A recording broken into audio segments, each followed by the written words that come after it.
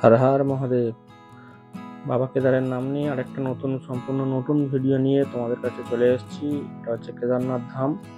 এখানে তোমাদেরকে দেখাবো কেদারনাথ মন্দিরের আশপাশটা কেমন, মন্দিরটা কেমন, সবকিছুই দেখাবো। ভিডিওটাকেও স্কিপ করবে না। আর যারা নতুন, আমার চ্যানেলটাকে প্লিজ সাবস্ক্রাইব করে দিও, যাতে নতুন নতুন ভিডিও করতে আমি আরও উৎসাহ পাই। আর আরেকটা জিনিস সবচেয়ে বলে রাখি, মানে যাওয়ার সবচেয়ে উপযুক্ত সময় হচ্ছে সেপ্টেম্বর অক্টোবর মাস। ওই মাসের সময় গেলে, মানে সেপ্টেম্বরের শেষে অক্টোবরের প্রথমের দিকে তোমরা যেতে পারো। ওই সময় গেলে ভিড়টা খুব কম থাকে, অনায়াসে মানে যেতে পারবে। রাস্তায় যত ভিড় থাকবে, তত গ্যাঞ্জাম থাকবে, তত মানে যেতে অসুবিধা হবে। ওই সময় যেতে পারে, ওই সময়টা খুব ভালো। চলো ভিডিও শুরু করা যাক। কেদারের নাম নিয়ে আমরা এখন কেদারনাথ মন্দিরের সামনে।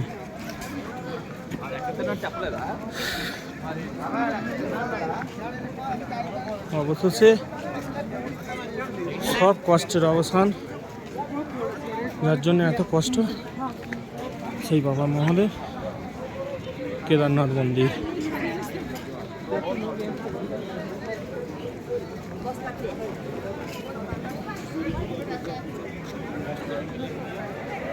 তোমাদের সামনে এখন কেদারনাথ মন্দির।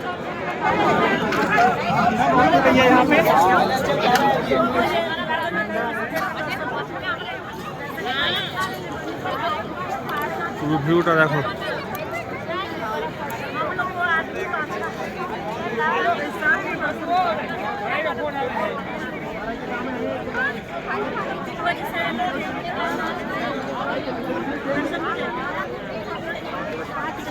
এবার আমি যাচ্ছি দর্শন করতে।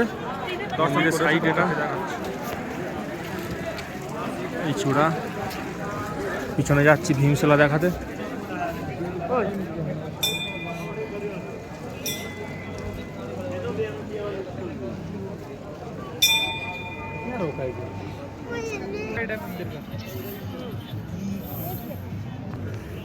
टीका लगवा लो मगर।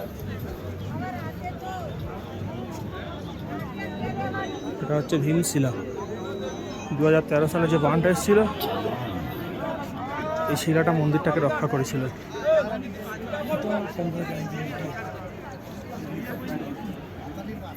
এই মন্দির, এই ভীমশিলা ত্রিশূল।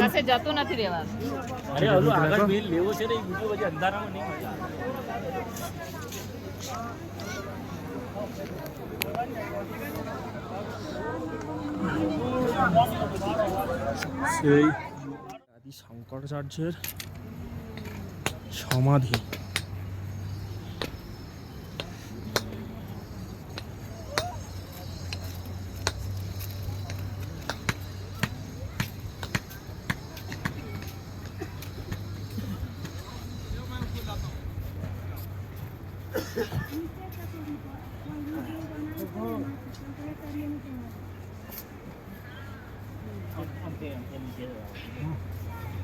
नीचे नीचे नीचे ले जाइए, नीचे।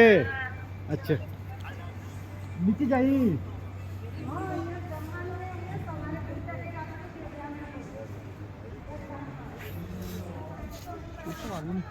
সেই দূরে ভৈরব বাবার মন্দির।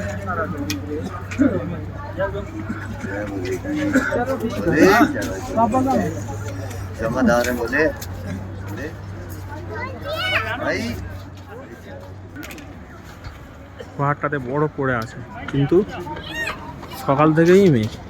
এই দেখো ভিতরে একটু একটু বরফ বরফ, এগুলো বরফ।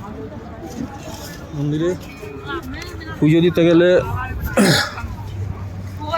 প্রসাদ বাড়ি থেকে কিনে নিয়ে মন্দিরে গেলে সব পূজারি আছে, 50 টাকা 100 টাকা দক্ষিণে দিলে নামে পূজা করে দেবে।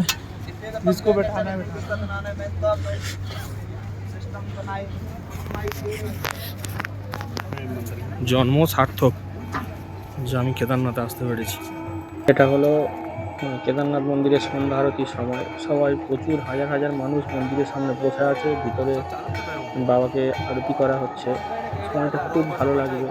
তবে বললাম এই বৃষ্টি না হলে আর বরফ না পড়লে আরও ভালো লাগবে। হয়তো বরফের জন্য অনেকে যেতে পারো যে কেদারনাথ আমি বরফ দেখতে যাবো, বরফ দেখতে যাবো, কিন্তু বরফটা না পড়লেই সবচেয়ে ভালো আমার যেটা মনে হয়েছে। সকালের এটা ভিডিও, হচ্ছে আরতির সময় দেখো কি সুন্দর। সকাল না ঠিক ভোর, এখন বাজে ঘড়িতে 6:45, 5:45।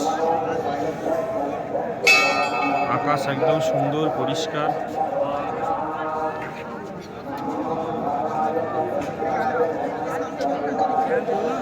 আর এই মেঘটা কালকে দেখাতে পারিনি,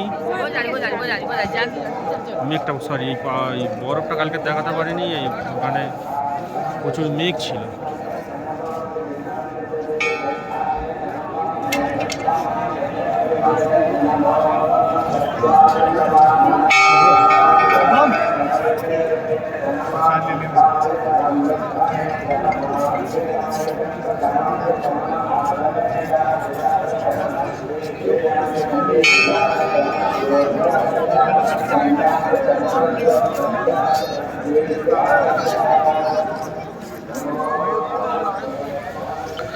মন্দাকিনী নদী বয়ে চলেছে আপন গতিতে।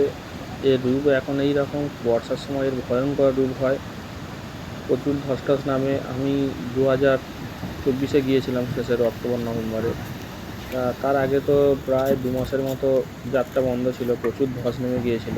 তো তারপরে ভাগ্য আমার ভালো ছিল বলে আমি যেতে পেরেছি। তোমরা ওই অক্টোবর নভেম্বরটায় যাওয়ার চেষ্টা করো, ওই সময় কোনো ভাঙা টাকা অত থাকে না, কোনো অসুবিধা থাকে না। এই হচ্ছে মন্দাকিনী নদী। ভাগ্যে থাকলে সব কিছুই হবে। তবে আমরা হিন্দু হয়ে জন্মেছি, অন্তত আমাদের জীবনে একবার হলেও কেদারনাথ যাওয়া উচিত, আমার যেটা মনে হয়। এত সুন্দর পরিবেশ, এত মনোরম পরিবেশ, মানে মন্দির চত্বরে যে ঘন্টার পর ঘন্টা কীভাবে কেটে যাবে তোমরা ধারণা করতে পারবে না। মানে এই দেখলে ঘড়িতে যা বাজে তার কিছুক্ষণের মধ্যে দেখবে আধ ঘন্টা 1 ঘন্টা হয়ে গেছে। চারিদিকে খুব মনোরম পরিবেশ, আর যদি একটু আধটু বরফ পাও তাহলে খুব ভালো লাগবে। আমাদের একটা দাদা গিয়েছিল, তার সেই সময় বরফ পড়েছিল আর বৃষ্টি হয়েছিল, বললো প্রচণ্ড কষ্ট হয়, খুব অসুবিধা হয়। এই মন্দিরের সামনে একটা দেখবে এরকম বড় ওং লেখা আছে, ওখানে গিয়ে একটু ফটো শ্যুট করতে পারো, একটু রিলস ফিলস বানাতে পারো। বাবা ভৈরব বাবার মন্দিরের ওপরে উঠতে পারো। ওখান থেকে কেদারনাথ মন্দির থেকে 1 ঘন্টা লাগবে, হয়তো 1-1.5 ঘন্টা লাগবে। আমি উঠতে পারিনি, কেননা আমার হচ্ছে বাঁ পায়ের পেশিতে একটু চোট লেগেছিল, সেই জন্য আমি উঠতে পারিনি। তোমরা পারলে ওঠো, ভালো লাগবে, খুব ভালো লাগবে। ওখানে আমি 1 রাত থেকেছিলাম, তোমরা থাকলেও একটা দিনও গোটা স্টে করতে পারো। তবে উপরে উঠে থাকলে খরচাটা একটু ব্যয়বহুল হয়ে যায়, খাওয়া দাওয়াটা অনেকটাই হাই রেট ওপরে। তোমাদের যেটা ভালো মনে হয় সেটা করো, তবে কিন্তু একবার শরীর ঠিক থাকতে থাকতে, মন সতেজ থাকতে থাকতে একবার কেদারনাথে যেও। আর সবচেয়ে বড় ব্যাপার হচ্ছে যাওয়ার জন্যে মানসিকভাবে অন্তত প্রস্তুতি নিয়ে গিয়ে 3-4 মাস আগে থেকে শারীরিকভাবেও একটু প্রস্তুতি নিয়ে সকালে অন্তত আধ ঘন্টা 1 ঘন্টা একটু হাঁটলে খুবই ভালো হয়। এইটা হচ্ছে ভৈরব বাবার মন্দিরের রাস্তা, রাতের ভিউটা দেখাচ্ছি, কি সুন্দর পরপর লাইট দেওয়া আছে, দেখতে খুব ভালো লাগবে। এই নিয়ে আমার ভিডিও প্রায় শেষ করছি। বন্ধুদের কাছে বলছি প্লিজ আমার ভিডিওটাকে, আমার চ্যানেলটাকে সাবস্ক্রাইব করো, আর ভালো লাগলে পাশের বেল আইকনটা একটু প্রেস করে দিও। আর অন্তত জীবনে একবার হলেও অন্তত কেদারনাথ যেও।